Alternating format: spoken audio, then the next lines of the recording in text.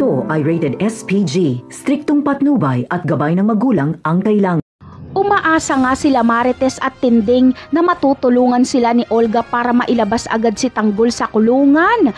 Ayon kasi kay Tinding ay baka daw may mangyaring masama kay Tanggol sa loob at baka si Rigor mismo ang magpahirap kay Tanggol. Sinang-ayunan naman ito ni Marites.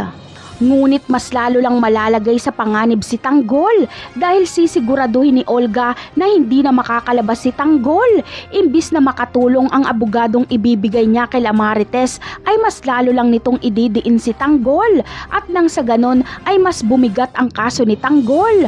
Ang tanging paraan lang para makalabas si Tanggol ay ang tumakas. Samantala, umaasa naman si David na tuluyan niya nang makukuha ang pagkatao ni Tanggol. Ngunit dito siya nagkakamali. Laman kasi ng balita ang pagkakakulong ni Tanggol. Kaya kapag mapanood ito ni Ramon ay siguradong katapusan na ng maliligayang araw ni David. Ngunit ano kaya ang gagawin ni Ramon kay David kapag mabisto niya na ito? Malamang ay hindi niya na ito pakakawalan at gagamitin niya si David para makaganti sa ginawa ni Rigor kay Tanggol. Ipaparamdam niya kay Rigor ang mawalan ng anak. Kaya abangan na lang natin dahil malapit nang makarma si David. Paalam!